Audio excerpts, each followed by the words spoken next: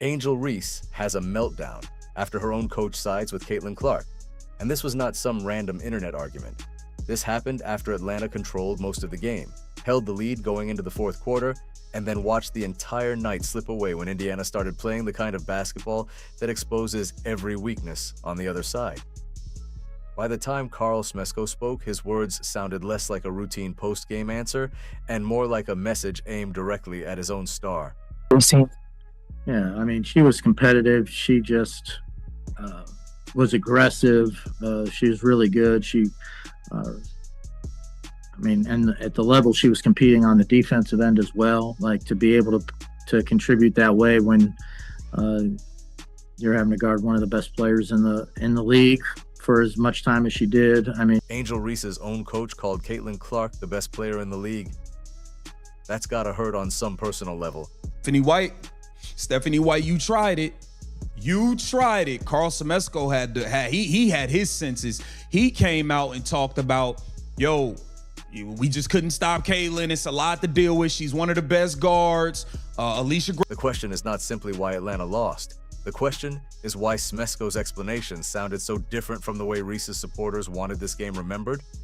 Reese had the physical presence, the attention, and the opportunity to end the story herself. But when the pressure reached its highest point, Atlanta stopped looking like a connected team and started looking like one player trying to solve everything alone. Angel Reese giving us a real comedy show playing basketball, or should I say attempting to play basketball. Multiple wide open.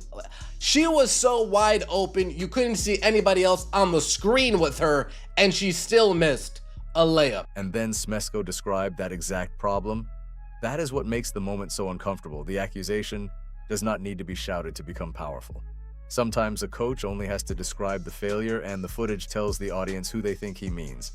This year, she is that option. Oh my goodness! To fast break points. And now Angel Reese, couple of blocks already for Asia, and she bothers another one. Blocks for Asia Wilson. She already had two. That's one. That's two. They've already sets the screen, rolls into a double team, but traveled first. The Aces hedging on the ball screen. I don't see the turn. And now Reese with the... Atlanta did not enter the fourth quarter expecting to be rescued. The Dream carried a 72-64 advantage into the final period, and for long stretches, Indiana looked like the team chasing the game. That is what makes the collapse so damaging for Reese. This was not a night where Atlanta was buried from the opening tip. They had the lead, they had control, they had multiple chances to close the door. Then Indiana changed the pressure, and Atlanta's offense began to shrink. With Reese leaking out, finds her, and Reese can't... Caitlin Clark, on the other hand, did not need to force every possession to take over the game. She kept moving the defense, attacking the openings, and finding ways to make Indiana's offense flow when the game became uncomfortable. She finished with 26 points and 9 assists, but the numbers only tell part of the story. The larger difference was that Clark kept making the next play while Atlanta increasingly searched for one player to create the entire answer. Here's Clark working behind Boston. Has the switch on Reese, will fire, and hit from three. The difference is not that Clark avoided difficult possessions. She still took responsibility, still attacked when the defense gave her a lane, and still carried major scoring pressure. The difference is that her responsibility did not erase everyone else. Her best moments made the other players more dangerous, while Atlanta's late possessions made Reese's job heavier with every trip down the floor. Clark, guarded by Sherrod, will fire a bomb, and hit from where? Guys, the MVP run continues. Caitlin Clark racking up yet another player of the week. And when you see these numbers, folks, this is insane. Then came the possession Atlanta will replay for the rest of the week. Reese had a chance to finish the game, but the layup did not fall. In a normal loss, that might be remembered as one missed attempt.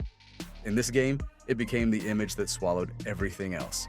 Atlanta's lead, the fourth quarter collapse, the overtime pressure, and the uncomfortable question of whether the team had trusted the right decision at the right moment. The game went to overtime, and Indiana eventually escaped with a 95-91 victory. That detail matters because Reese's miss did not happen in a vacuum. Atlanta still had time to respond. The Dream still had a chance to prove that one mistake did not define the team. Instead, Indiana kept its composure, Clark continued to influence the game, and the missed opportunity became the emotional center of the entire night. Overtime also removed the easiest defense of the moment. If the game had ended immediately after the miss, Reese's supporters could say the possession was simply unlucky. But once the game continued, Atlanta had additional possessions to reset, defend, and create a better ending. Indiana handled that extra pressure more cleanly, which is why the final shot became evidence of a larger problem instead of the entire explanation by itself. Afterward, Carl Smesko gave the quote that changed the conversation. But one thing in the past we had trouble with is it get to the fourth quarter and then we just watch one person with the ball try to create everything. And it was just a weird time for that to come back up. That hasn't been us all year, and I don't expect it to be us going forward. He said he did not say Angel Reese's name, but listen to the timing. He was talking about a fourth quarter collapse, a possession-by-possession failure, and an offense that stopped functioning as a group. After the final play, Reese had just taken the words landed in a very specific place. This is where the story becomes uncomfortable for Reese. Her coach did not need to call her out by name for the audience to connect the quote to the most visible late-game decision. Reese was the player expected to absorb contact, create inside, and carry Atlanta when the game tightened. But the same role that makes her valuable can also become dangerous when every possession starts depending on her to invent a solution.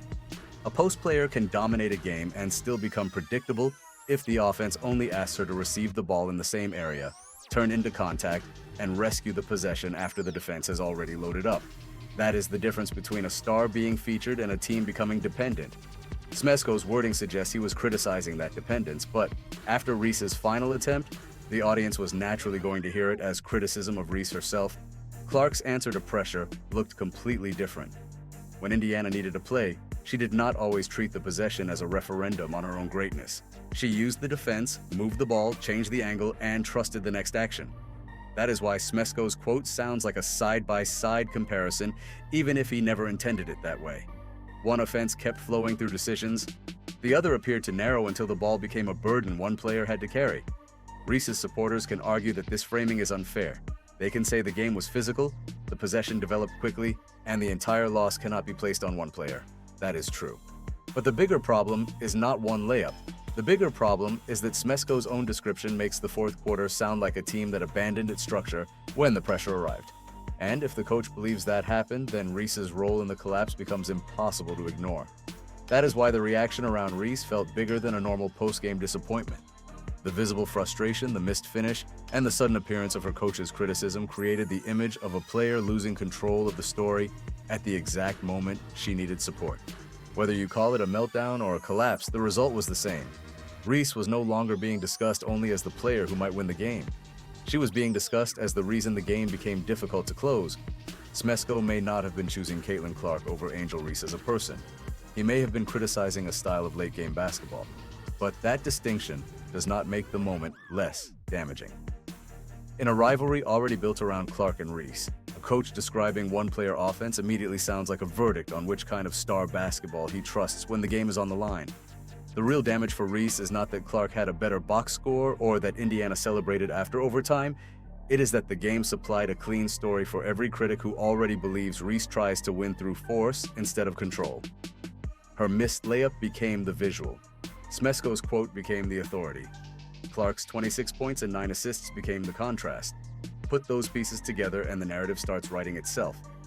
But there is another layer here. Coaches usually talk about team execution because that language protects the locker room.